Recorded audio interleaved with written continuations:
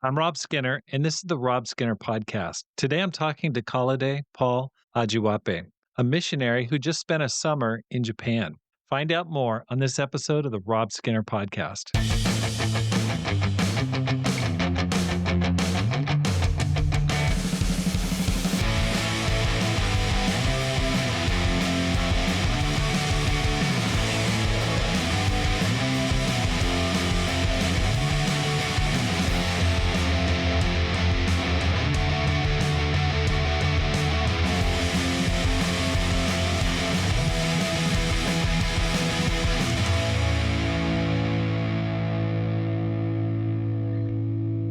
Welcome back to the Rob Skinner Podcast. My goal is to inspire you to live a no regrets life, make this life count, and multiply disciples, leaders, and churches. Hope you're having an amazing October. We're coming to the end here. Halloween's around the corner, and I am excited to talk to Kolade today. Kolade, welcome to the program. Thank you, Rob. Excited to be on.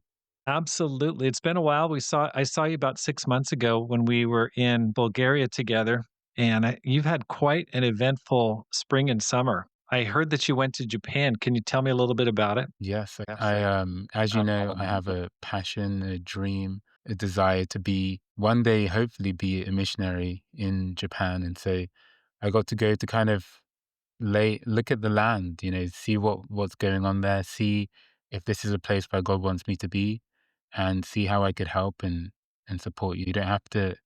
I feel like I don't want to just wait to move there when I can make an opportunity to help now. Okay, so you've been working for how many years? 3 years with the Eastern European missions. How long has it been? So it's been 2 years with the Eastern European missions with Revive, and 1 year before that on Chance of a Lifetime, full time in Boston. Okay, so you graduated from MIT, did Chance of a Lifetime for a year, 2 years with Sean and Elena Wooten in Eastern Europe. And Mm. so, what were your objectives in going to Japan for the summer? Yeah, so I was actually really impacted by the conversation I had with Rob earlier this year.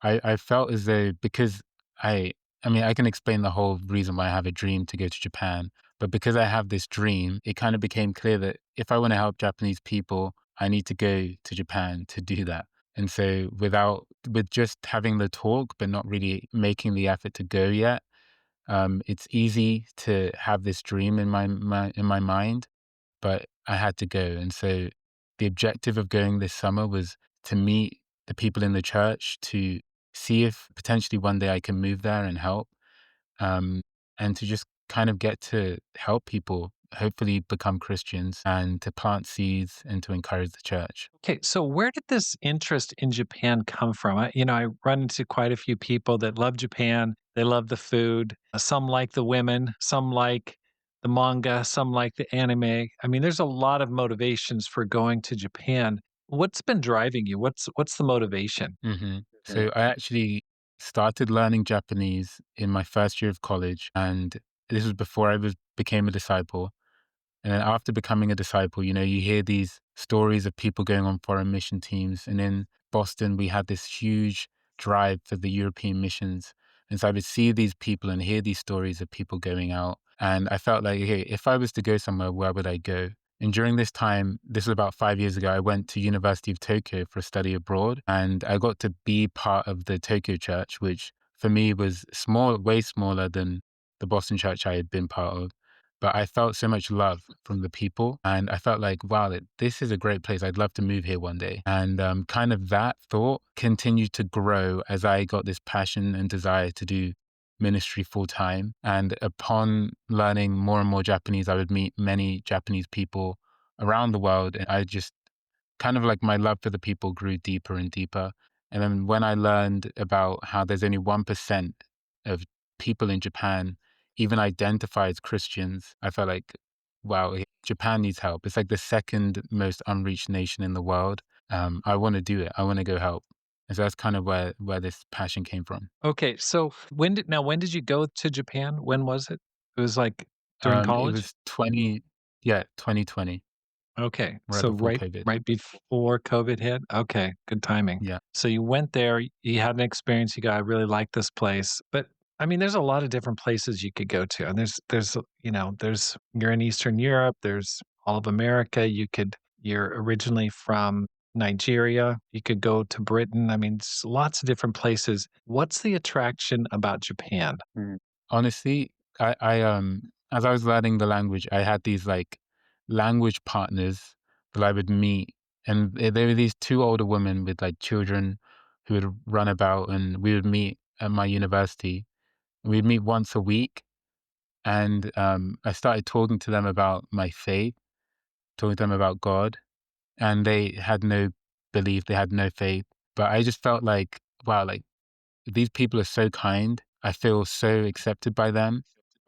And I can just picture a whole nation of people like this who, if they had the opportunity to hear the word of God, they would definitely accept it. And I feel like there are people in Europe that at least have access to a Bible. There are people in Nigeria who they know what a church is, but there are many people in Japan who have never heard anyone tell them about Jesus. People who they don't even have friends that go to church, and so I felt like it's kind of the biggest need in some way for me to, if I have this passion, to go because there are many people who wouldn't.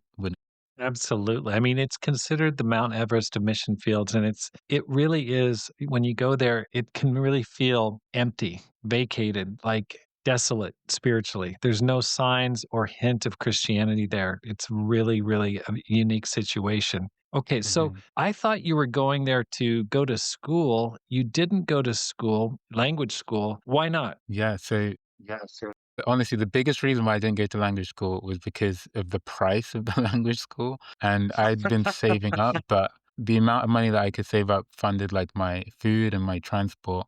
But I'm like, okay, I can't necessarily pay for that language school. Maybe next time. But then I also thought, kind of using my time there, I had this ambition of, I've been praying, okay, God, maybe I can meet someone who's open. Like maybe I can meet someone, study the Bible. And I kind of had in my head this mini Revive schedule. I just kind of told myself, I'm just going to do Revive by myself here in Japan. Like, let's try it. And that's like a little bit before I went, I read the story of Jonathan and his armor bearer.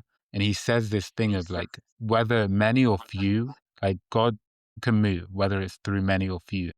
Even if it's just me, God can do something. And so I kind of wanted to free up my time. I spent a lot of time just, yeah, just meeting people on the street and meeting with any disciples that had time. Yeah. So I'm Okay, actually so that's grateful so for that. okay, so where did you stay? Yeah. So thank God, because that was another huge answered prayer. Some of the disciples let me stay at their apartments and in their houses. So the whole time I was there for 40 days and I was able to stay with disciples for the whole time. Awesome. That's fantastic. Okay.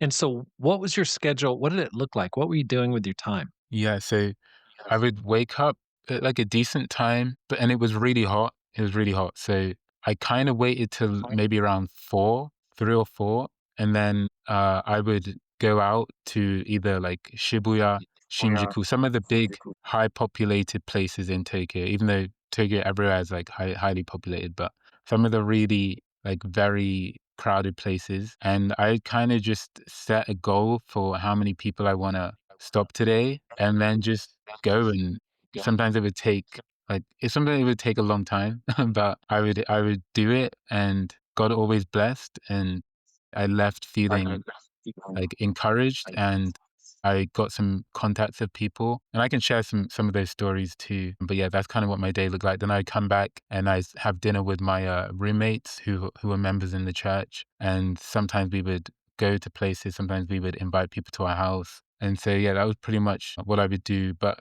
during that time I also got to visit 3 of the churches in Japan. And so in Japan there are 7 churches right now. And about 4 of them have around 20 or under members. And so I got to spend probably about 2.5 weeks in time outside of Tokyo at these other churches, something like that, like 2 weeks. Yeah. So out of the 40 days, 2 weeks were spent in the other satellite churches. Yeah, exactly. Okay. So you were just out sharing your faith just by yourself. Okay.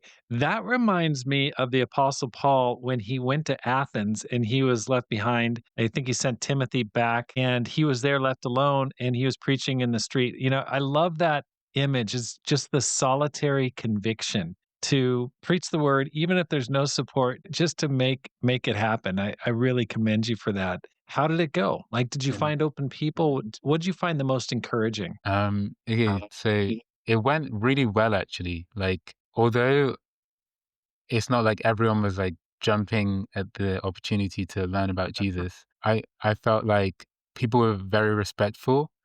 I had some great conversations, and thank God that I was able to keep my Japanese up because I was able to have some really, yeah, like fruitful talks. And then some of the people that I met came to church actually. Out of the time I was there, three of the people I met came to church, and one of them came to a Bible study. And then I also went to the university and I was evangelizing there. And I just want to tell you this story because it was like a Thursday. So when I did my study abroad, I went to the University of Tokyo and I felt like, hey, I should go back there, but this time go to like be a missionary because last time I felt like I kind of chickened out and I didn't really invite people when I was there. So I went and I got there on a Thursday and I'm like, okay, what if we just do a Bible talk tomorrow?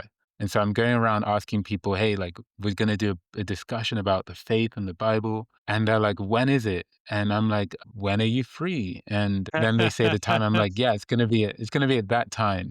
And it's going to be right over there in this building. And I just kind of found somewhere. But then, yeah, I shared with a lot of people that day.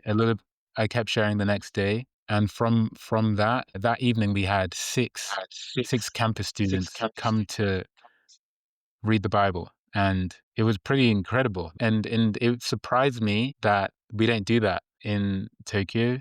The campus don't do on-campus Bible talks because I felt like, wow, I could see this being a really big success. Like if we just like I just showed up for like 24 hours and I could see it really working. So that was a big way that God moved. That's awesome. And what's amazing about it is the church is so close to the Tokyo University campus. I mean, Todai, I mean, that's actually the station that I used to use to get off to go to the church. You go through, Todai Mae, which is the station there on the, Yeah, Kashira line. So I mean, the location of the church is really remarkable because you're like right in a triangle between Shibuya, Shinjuku, and Shimokitazawa. And like those are like massive, massive right. train station. So it really couldn't be designed any better in terms of the location of the church. That's awesome. Okay, so you held the Bible talk by yourself, no support, no backup, no sidekick. So that Bible talk, fortunately, because it was kind of last minute, none of the campus students could come, but one of the YoPro leaders came to help, and he was the translator because I couldn't have done that in Japanese, but he was translating. So it was me and him, and so there was a total of like eight of us, and six of them were students. That's Yeah. amazing. What surprised you from your 40 days in Japan? Anything that like caught you off guard? Oh, okay. So I think people have, and also I had this image that Japanese people are closed off, and that can be true. Like, but that can be true in all countries. You can find closed off people. One thing that really surprised, actually, they're kind of connected, but I had experiences where Japanese people were quite open, like strangers who I just met were quite open. And one of them was I was going outside the church building. I was about to share my faith. This was the first guy I shared with, and I was about to invite him to church, and I got scared. I got scared, and I said, hey, is there any good restaurants around here? And so he was like, come with me. And so I followed him. He took me to this curry restaurant. I was kind of disappointed because I chickened out, but I was like, hey, can I just get your contact?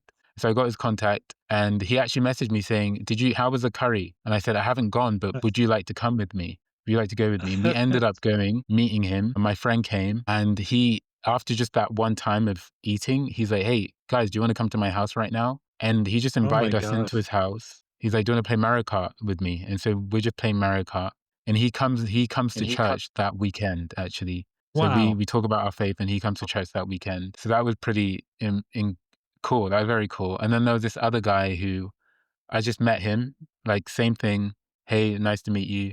And he's like, hey, I'm about to go take photos in Asakusa, this like really beautiful area in Tokyo. Do you want to come spend the day with me? He just asked me, do you want to come spend the day with me? I'm like, okay, yeah, why not? And we spend like the next 6 hours just taking photos of like the scenery. And I was like, wow, I didn't know people in Japan were so like yeah, like open like that. And so that caught me Right. off guard big time. Wow, that's awesome. Okay, so after going there for 40 days, like what are your plans for the future? Like what how does this fit into your dream to go to Japan permanently as a missionary? Yeah, after being there Yeah, awesome. and visiting the other churches, feeling like I had an impact and that even though I'm not Japanese, I mean, God can use anyone, anywhere, but seeing that the training that I have had and the faith is effective, I feel like God is still saying, hey, keep knocking on the door for Japan. And so, yeah, I plan to move there one day. I don't know exactly when that will be. And I'm still kind of waiting on getting more details from the local church. So, yeah, that's kind of where things are right now. Okay. I've had calls from people that were talking about Japan, other people. I got a call from someone you know, and are you looking for teammates? Are you looking for partners to go? Yeah, I'm Yeah. definitely looking for that. I don't know all the details, right? And I don't know exactly when or where in Japan we will be. But I know for sure that if there are people who are willing to support, we can, like, our prayers can move mountains, can open doors. And if you're someone who's interested and you have a dream or passion or even a heart for the lost in Japan, then yeah, please get in contact with me. I'd love to talk. I'd love to even pray with you and talk and see how we can work together. That's awesome. Well, I'll put your contact information in the show notes. About your language skills, did you see your language ability grow in the 40 days that you were there? Yes, for sure. I think a huge highlight for me was one of the guys who I met on the street having a Bible study with him where I could share my testimony of how I became a Christian. That was like, whoa, okay, this is something I kind of been dreaming of doing. And to be able to do that, that was huge. And by the end of the time there, because of the people we had met, we were having people come to our house and because I'm trying to connect them to the church before I leave. So, yeah, just they're all speaking in Japanese. I'm not understanding most of what's going on, but there are definitely I feel like at least I can pick up on some things. And so, Right. yeah, my Japanese ability definitely grew, and I could see that if I was to stay for longer, it would grow even more. So, That's yeah. awesome. That's amazing.